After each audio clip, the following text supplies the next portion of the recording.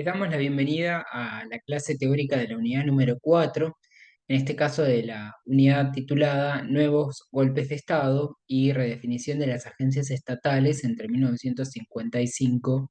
y 1983. La idea de este periodo de estudio es que conversemos en esta clase puntualmente sobre algunas características de los gobiernos que asumieron a la presidencia y en las provincias, por supuesto, durante estos años bajo un carácter que podríamos denominar, siguiendo a Marcelo Cavarozzi, como semidemocrático, ¿no? Es decir, durante toda esta etapa, salvo para el periodo de 1973, hay una de las fuerzas políticas argentinas que está proscripta. Estoy haciendo referencia específicamente al peronismo, aunque no es el único partido que sufre proscripciones durante este periodo, y por ello es que hablamos de una democracia a medias o de una semidemocracia. Vamos a avanzar entonces.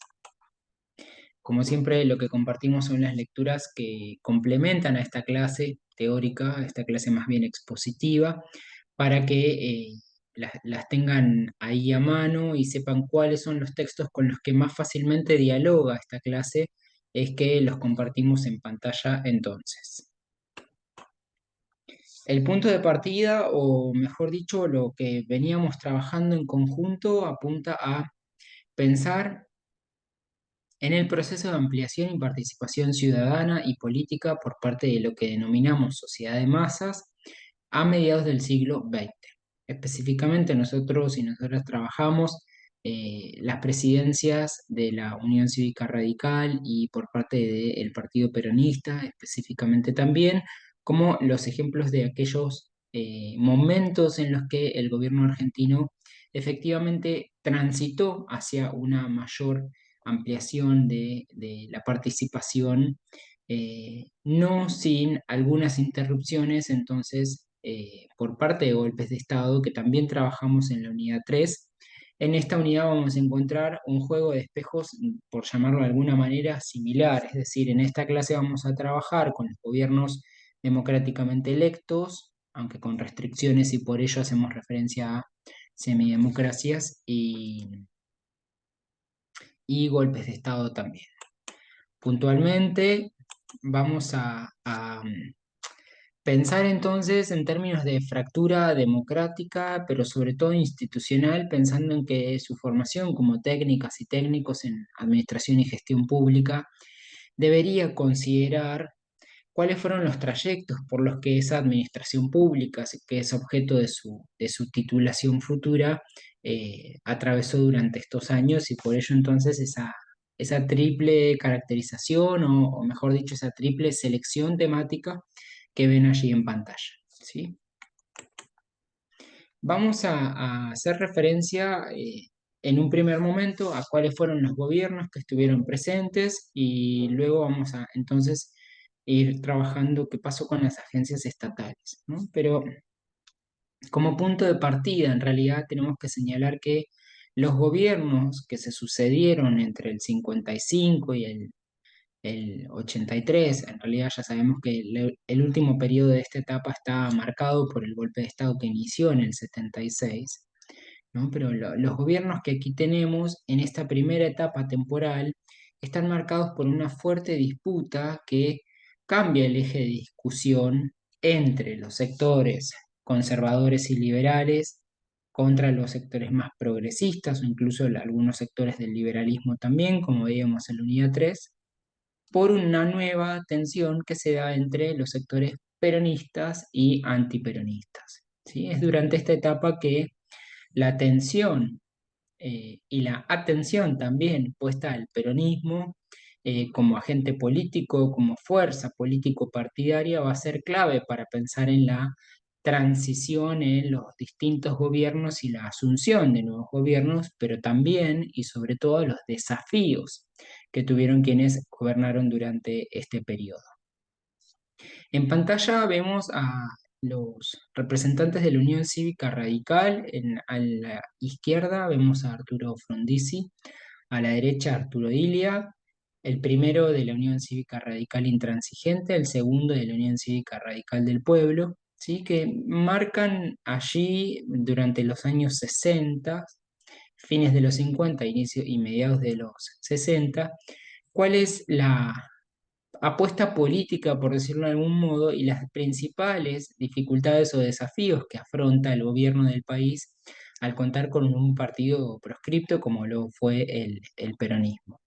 Más allá de las diferencias entre estos dos gobiernos, aparecen además de el factor peronista, podríamos decir, una serie de cuestiones que hacen al modo en el que se gobierna y que van a repercutir entonces en una serie de desafíos para quienes asuman la presidencia, sobre todo en materia de relaciones internacionales y en materia económico, ¿no? De políticas económicas. Es durante estos gobiernos, sobre todo durante el gobierno de Frondizi, si lo comparamos con el de Ilia, que se dieron algunos cambios en el modelo que se había aplicado, por lo menos desde los años 30 a esta parte, y que progresivamente va a ir tendiendo hacia una reconversión de las agencias estatales. En términos concretos, estamos pensando en una reducción de la presencia de agentes estatales, pero también en un cambio en las políticas más orientadas hacia el desarrollo de un poder económico local, sustentado en los preceptos eh, más tradicionales, si ustedes quieren, del radicalismo, incluso en aquellos que luego va a retomar también el peronismo. Esto es el desarrollo de una soberanía energética, asegurar que los recursos y que las industrias sean nacionales o incluso estatales en algunos casos, ¿no? Es durante esta etapa entonces que vamos a ver que estos gobiernos representan un cambio de eje, pero sobre todo una suerte de tensiones bastante marcadas a la luz de los conflictos internacionales señalados por la Guerra Fría, ¿sí? Por esta tensión entre capitalismo y comunismo, por supuesto que van a atravesar a las posibilidades y a las negociaciones que establezcan cada uno de estos presidentes en sus gobiernos. De hecho, Arturo Frondizi, quien está a la izquierda, es el que firma por primera vez un acuerdo con el Fondo Monetario Internacional en 1958, ¿no? Y es quien va a, recuperando el legado de Irigoyen, va a gestionar la política petrolera en Argentina. ¿Qué pasa en términos provinciales? Ahí comparto con ustedes la fotografía de Ismael Amit,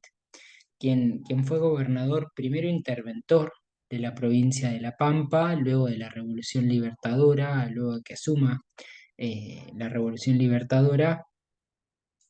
y designen en su representación en la provincia de La Pampa a militares como gobernadores e interventores. Con la asunción de Arturo Frondizi a la presidencia, Ismael Amit va a ser designado un gobernador interventor inicialmente, y no va a ser hasta finales de los años 60, perdón, finales de los años 50, que renuncia a su cargo de gobernador interventor para postularse como candidato para la provincia de La Pampa en representación de la Unión Cívica Radical Intransigente, y asuma por primera vez entonces a una gobernación electa hacia 1960. Ismael Hamid va a ser gobernador también durante la presidencia de Ilia. Nuevamente va a ser electo y va a ser un agente político de mucha relevancia para la provincia, por lo menos hasta el retorno de la democracia, ¿sí? Pero vamos a hablar un poco de él también en alguna de las clases siguientes. Saben bien que el objetivo de la materia no es hacer un recorrido cronológico por las presidencias. Más bien lo que buscamos es compartir algunos elementos de interpretación general que permitan pensar en el largo plazo, en estos bloques temporales que les proponemos, cuáles fueron las características, los condicionantes más relevantes, y en ese sentido nos parecía como ordenador, que puede ser ordenador, pensar en el conjunto de presidencias radicales de esta primera etapa, que están marcadas fuertemente por, como decíamos, por el factor peronismo-antiperonismo, ¿no? Vuelvo con esto para quedarme, o para por lo menos intentar que quede un poco más claro en comparación a como lo decía hace un momento. A la salida del gobierno peronista por parte de un gobierno de facto, que en concreto es derrocado el gobierno, hay un cambio, hay una cristalización de esa tensión entre peronismo y antiperonismo, que ocupa un lugar central, definitorio de las agendas políticas, así como antes lo había sido la tensión entre los sectores liberales y conservadores. ¿Sí? Ahora este eje de discusión entre peronismo y antiperonismo se va a articular incluso con esta visión bipolar del mundo entre capitalismo y comunismo por un lado y por otro, para definir gran parte de las agendas y de las propuestas políticas que se realizan a futuro. Señalaba las gobernaciones de Frondizi y de Ilia para la instancia nacional y de Amit para la instancia de la provincia de La Pampa, porque lo que vemos es que estos tres sujetos tuvieron que gestionar y saber negociar para llegar al poder con el peronismo que había sido proscripto, es decir, prohibido, como una fuerza política capaz de presentarse en las instancias electorales. Es por ello también que utilizamos esa idea de una serie de gobiernos semidemocráticos, es decir, democráticos a medias, en tanto hay una fuerza política, que de hecho era la mayoritaria, si recuperamos los valores electorales y los resultados electorales, esa fuerza política que era el peronismo mayoritaria, queda corrida de la escena política de este momento, pero no desaparece, por supuesto, sino que su electorado sigue vigente y va a ser el que realice los principales reclamos. El escenario es complejo, pero me atrevo a plantear esto, ¿no? Que creo que es el periodo más interesante y complejo, uno de los periodos más interesantes y complejos de la historia argentina, porque aparece ya la idea de un peronismo que, incluso sin estar el propio Perón, tiene una fuerza política que, vamos a decirlo en términos más imprecisos, logra un arrastre, ¿no? Logra extenderse a lo largo del tiempo y presentar un desafío a las gobernaciones que intentan eh, asumir al poder y que efectivamente luego asumen al poder. El caso de Frondizi, de hecho, es bien conocido por la literatura, por la producción historiográfica, que logra gran parte del apoyo del peronismo para acceder a la presidencia. Y es ese apoyo del peronismo en gran parte también el que precipita que su salida sea a manos de un golpe de Estado nuevamente y no de la finalización formal del mandato presidencial. Algo similar en tanto a la finalización y a la presión que tienen los gobiernos radicales por parte del peronismo, podríamos decir, de la gobernación de Arturo Illia. ¿Sí? Ya no se trata acá de un pacto con el peronismo, que en realidad es un dato anecdótico, eh, anecdótico.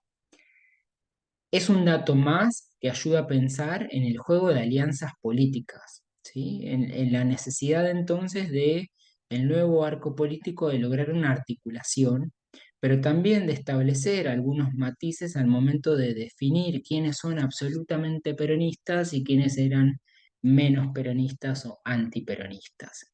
Nos parecía desde la cátedra que este juego de oposiciones y de identidades que tiene bastante vigencia en la actualidad también, con otras características, era útil para pensar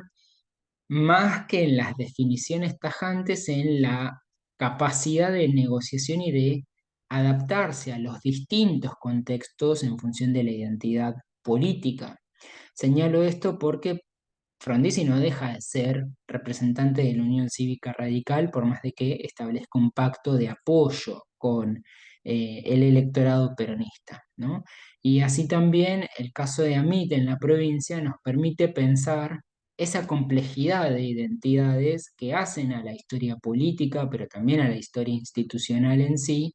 eh, que nos permite ver entonces a Ismael Amit, por poner un solo caso, ¿no? Por supuesto que hay un montón más, como un agente,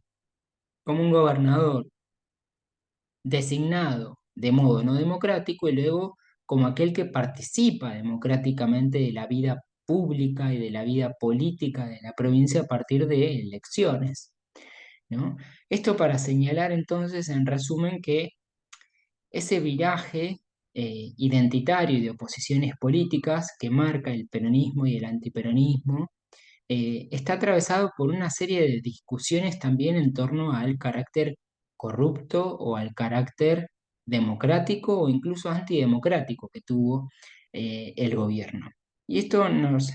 si bien es un tema bastante sensible, es decir, espinoso, que genera adhesiones o oposiciones y demás, no es esa la idea en esta clase, sino poder pensar en conjunto con ustedes cómo cuando analizamos la práctica concreta de estos agentes en la historia, a lo largo del tiempo, es posible ver que esa oposición depende en muchos aspectos de las condiciones y del contexto en el que estemos señalándolo. ¿Por qué digo esto? Porque es cierto, después del golpe de Estado del 55 hay una búsqueda para identificar lo corrupto o lo antidemocrático del gobierno peronista. De hecho, se generan comisiones investigadoras, perdón, en cada una de las provincias, destinadas sobre todo a revisar los fondos patrimoniales y los usos de los fondos públicos durante las gobernaciones peronistas en cada una de las provincias, ¿no? Y es llamativo cómo gran parte de esas investigaciones señalan sí que hay usos defectuosos, podríamos decir, de los fondos públicos, pero no hay una absoluta arbitrariedad y una corrupción que sea desbordante.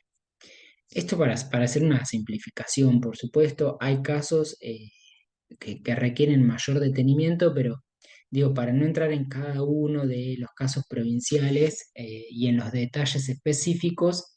nos parecía así importante conversar entonces y señalar que las identidades que se van a estructurar a partir de entonces en la dinámica peronismo-antiperonismo respondían incluso a una lógica identitaria en términos políticos que era previa, que había sido utilizada también por el peronismo durante las gobernaciones, por ejemplo, para identificar y reconocer quiénes eran peronistas, absolutamente peronistas, o conversos, o antiperonistas y abiertamente antiperonistas, ¿no? Digo, estas dicotomías y estas tensiones en realidad vienen a ser parte de los insumos con los que las fuerzas político-partidarias trabajan durante este periodo y es eso también lo que vuelve mucho más complejo a esta etapa y a las distintas gobernaciones que se suceden. A tal punto es complejo este proceso que vamos a encontrar que hacia 1973 efectivamente al poder los representantes del peronismo y el propio Perón. En la foto de la izquierda tenemos a Héctor Cámpora, quien asume la presidencia inicialmente, quien luego va a renunciar a la presidencia y va a permitir la convocatoria a una nueva elección que va a dar por resultado el retorno de Perón al poder y específicamente a la presidencia en Argentina junto con su esposa Isabel Martínez. El ascenso, o mejor dicho, el retorno del peronismo viene a marcar también una consecuencias, si cabe la palabra en algún término, de cómo habían sido recepcionados los reclamos y la participación social durante estos años que estamos trabajando eh, por parte de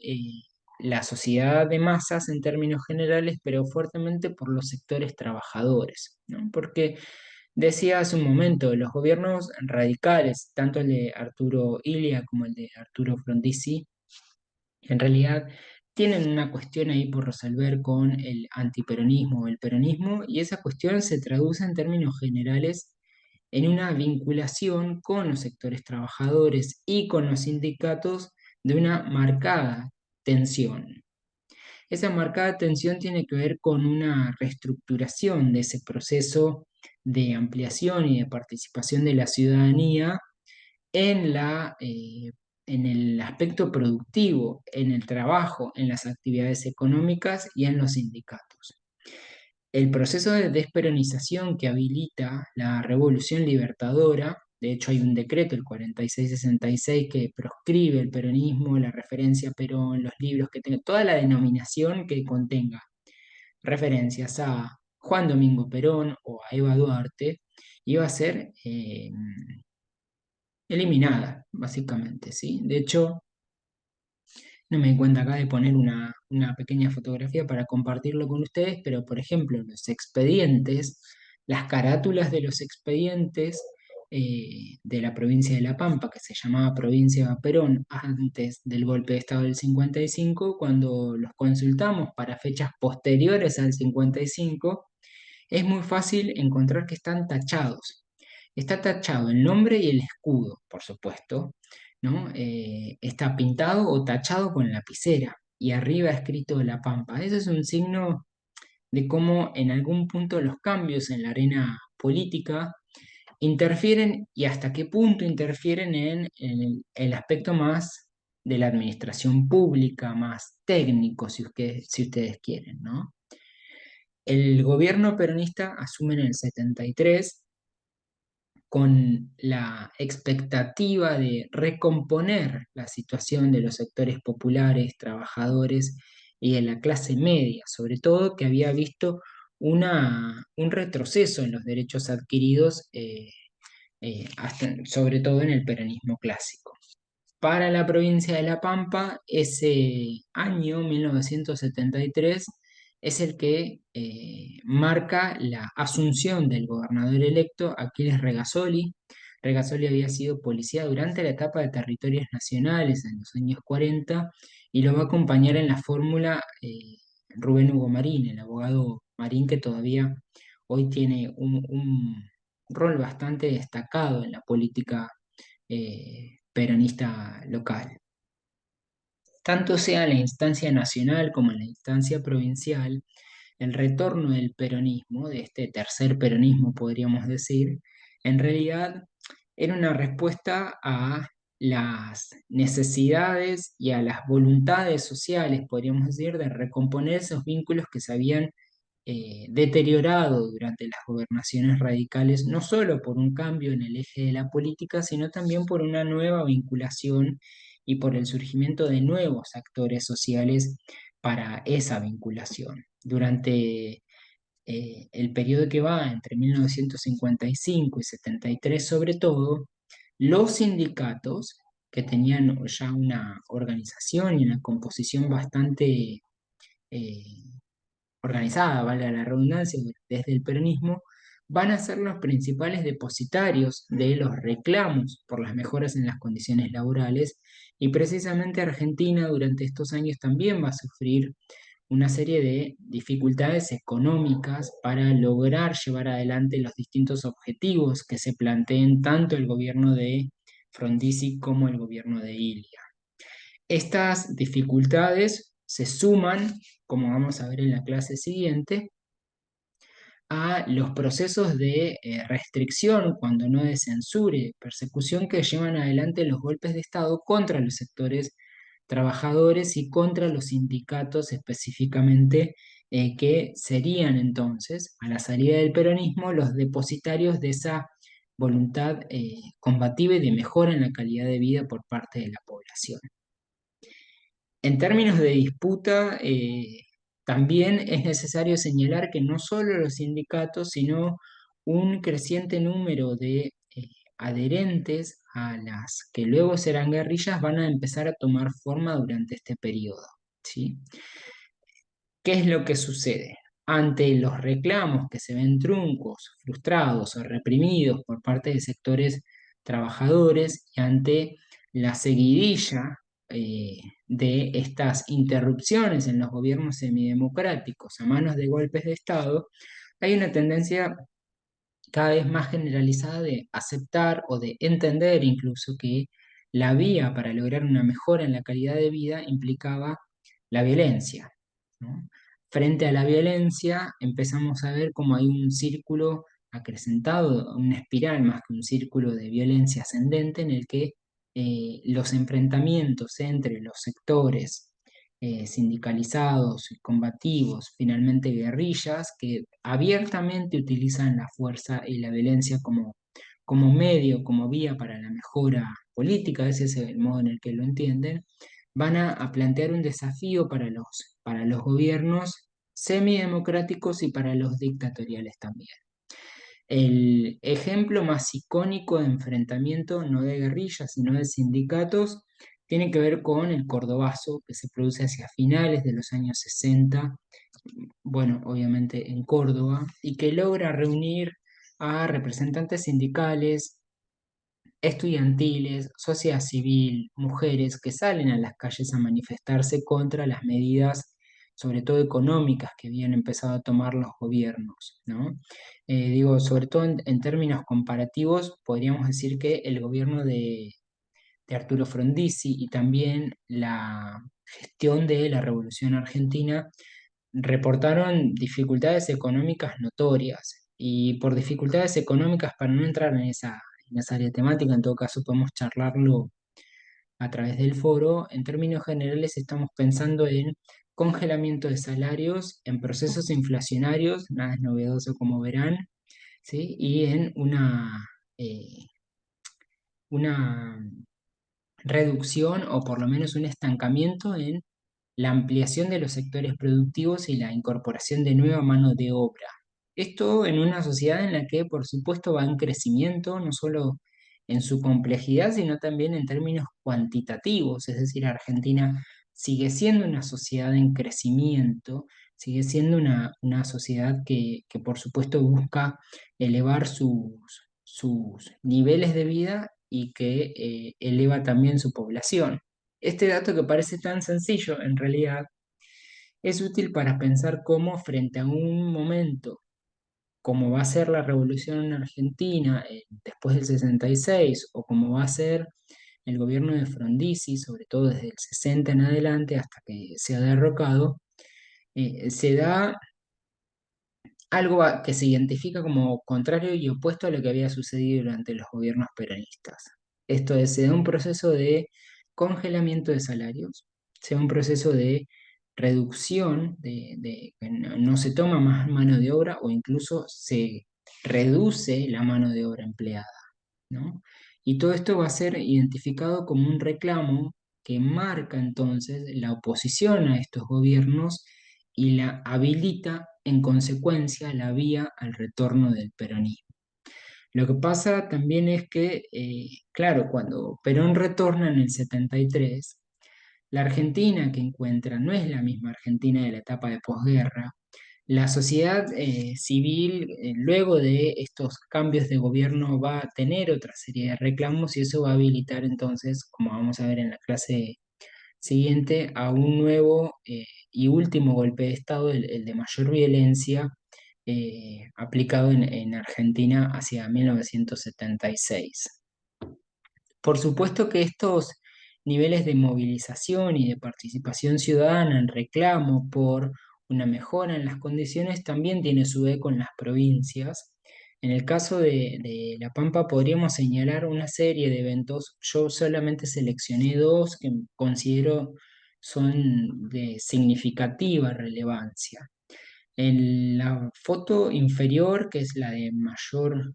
perdón, la de peor calidad, y pido disculpas por ello, en realidad lo que tenemos es el evento de la huelga de Salinas, de las Salinas de Macachín de Hidalgo, de la actual planta procesadora SIVA, Sociedad Anónima, que produce bajo la firma Dos Anclas.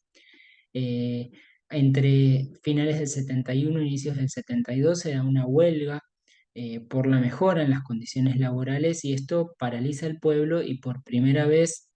desde la etapa de la provincialización hacia esta parte encontramos un proceso de huelga y movilización en la provincia de dimensiones bastante significativas.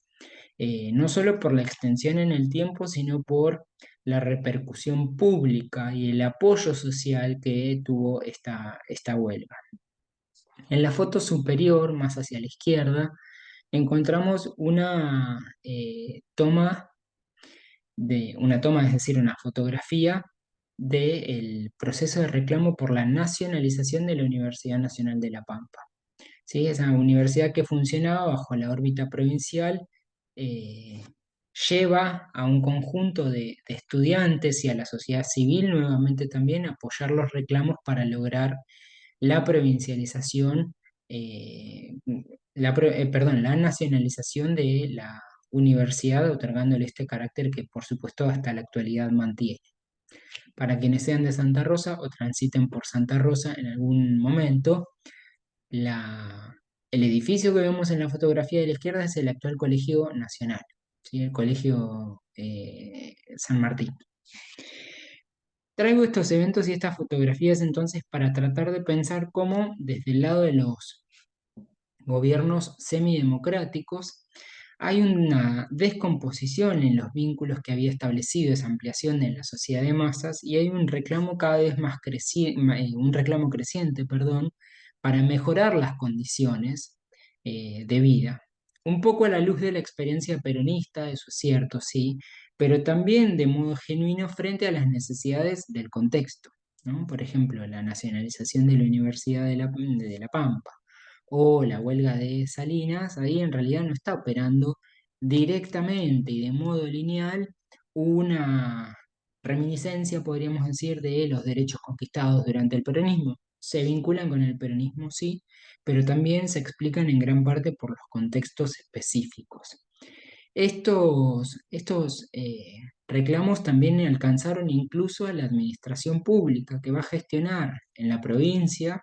hacia 1971 una serie de pedidos en el marco del gobierno de facto por mejorar las condiciones laborales. Y acá sí ya entramos a lo que me interesaba conversar con ustedes, sobre todo en cuanto a la formación específica de su título, ¿no? De la Tecnicatura en Administración y Gestión Pública.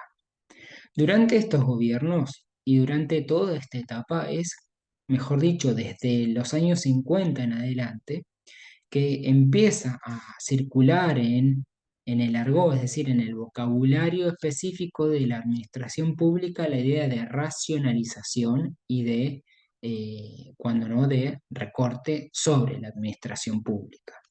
Esa tensión entre los trabajadores y los empresarios, entre trabajadores y Estado, hace también al conjunto de trabajadores estatales que ve reducida su participación durante el periodo de estudio que estamos analizando en esta clase.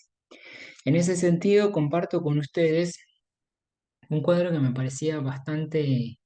gráfico. Después voy a ver de compartírselos en caso de que no sea buena la visualización, les pediré que me avisen y les puedo compartir el documento o el cuadro específicamente para que veamos en conjunto eh, cuáles son los requisitos de la administración estatal y cómo estas fluctuaciones en los gobiernos, este clima social, impacta también en las agencias estatales, ¿no? Y acá vuelvo a la unidad uno otra vez, a riesgo de parecer un reiterativo. Cuando establecíamos una definición de instituciones y de Estado, veíamos allí, sobre todo a partir del planteo de Giso, que hay una serie de relaciones sociales que se articulan en la definición de las agencias estatales. Y este cuadro, así como espero esta clase, lo que hacen es reforzar esa idea y mostrar con ejemplos concretos o cuantitativos, como en el caso de lo que estamos viendo en pantalla, de qué se habla, de qué se trata cuando hacemos referencia a esa idea de una relación social para pensar al Estado, o de la vinculación que tiene la estructura institucional estatal con la sociedad en la que se inserta. Vemos que hay una tendencia general durante el periodo que vemos en pantalla, que incluso se puede extender hasta el 83, de reducción en el empleo público, ¿sí? En comparación con la etapa anterior, por supuesto, que hay momentos como aquel del retorno al peronismo en el que la estructura pública crece. Y acá hay una invitación para pensar también. Por supuesto que hay por lo menos tres cuestiones a señalar. Una, que es la que mencionaba hace un momento, hay una idea generalizada desde la formación técnica de la administración pública de racionalizar a los recursos estatales y sus agencias. Esto es, lograr que su funcionamiento y su creación sean óptimos. Y ese carácter de óptimo está dado por menos costo, mayor eficiencia, ¿no? La segunda cuestión a señalar tiene que ver con la idea extendida también después del golpe del 55 de una suerte de idea de corrupción extendida, ¿no? Como que hay un fantasma que recae sobre toda la administración pública de fuerte carácter peronista hasta el 55 de corrupción, de ineficacia. Y todo esto, fíjense que nos suena y también lo veíamos a partir del planteo de Murillo. Claro, cuando se da el golpe de Estado del 55, las comisiones investigadoras que se generan en cada una de las provincias por parte de sociedad civil y de partidarios políticos de otras fuerzas, sobre todo de la Unión Cívica Radical, pero también del socialismo, de la Unión Democrática, participan en estos procesos de investigación para revisar finalmente si hubo o no corrupción, si hubo malversación de fondos o no. Lo que muestran en términos generales es que hubo una adhesión simbólica, sentimental, partidaria del peronismo, pero no hubo en escala extendida, generalizada, en todas las provincias y en todos los municipios procesos de corrupción y de malversación de fondos, ¿no? Ahora, esa idea y ese hecho no logra terminar de rebatir la idea de que las agencias estatales tienen un carácter a veces ineficaz, a veces corrupto. Ni siquiera las gobernaciones posteriores de otro signo político, que no fue el peronista, logran revertir ese fantasma y lo que vemos es que en consecuencia hay una tendencia, y acá el tercer aspecto entonces, a reducir a la cantidad de agencias estatales. Ahora bien, lo que quería conversar con ustedes y traerlo sobre todo porque es su futura, eh, no herramienta de trabajo, pero sí ámbito de aplicación laboral, podríamos decir. Las distintas dependencias que genera el Estado y, y el personal que está a cargo de estas, perdón, responde en realidad a una serie de necesidades sociales, técnicas, administrativas, que dan cuenta de la creciente complejización social, ¿no? Entonces ahí hay una suerte de contrasentido. No tenemos nosotros ni nosotras la respuesta. Este es un trabajo que requeriría muchísimo más tiempo y que no es objeto de esta materia, pero sí me parecía útil ponerlo a consideración de ustedes para que sea una herramienta de su futuro trabajo, para que no pensemos que esto es un invento actual o que viene desde la noche de los tiempos, sino que contextualicemos específicamente cada periodo con sus problemáticas y con los agentes de los que fueron parte, ¿no? Por supuesto, como vemos en los valores allí expresados en pantalla, ¿no? Por ejemplo, durante el retorno del peronismo hay un crecimiento de las agencias estatales, pero también sería inocente pensar que las necesidades sociales y estatales de los años 70 eran equivalentes a las de los años 20, a las de los años 20, a las de los años 50, ¿no? Por recuperar un periodo de esta unidad específicamente.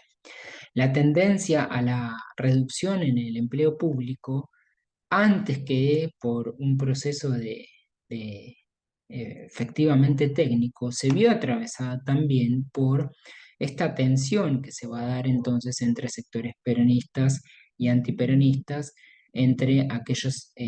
sectores o dependencias incluso consideradas más o menos corruptos. A pesar de ello, lo que vemos es que la estructura estatal tiene una tendencia general a crecer conforme la complejidad social. Y ahí está el desafío de las agencias públicas y de las agencias y de la administración pública y de la gestión de la administración pública actual. Hasta qué punto lograr generar las dependencias y dotación de cargos necesarios para contener las distintas áreas de esa complejidad social. Insisto en esto, no vamos a tener una respuesta. El objetivo desde la cátedra no es brindar una respuesta al respecto, sino brindarles herramientas históricas, contextualizadas a ustedes para que piensen desde sus futuros ámbitos de aplicación laboral cómo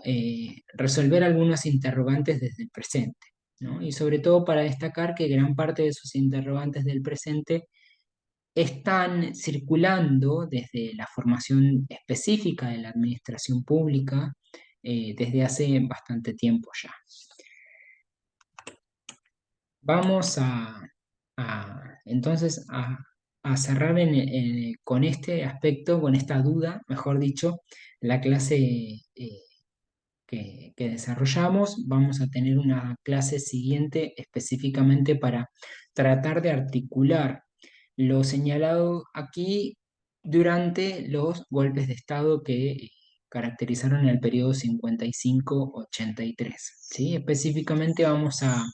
recuperar algunas cuestiones conceptuales, vamos a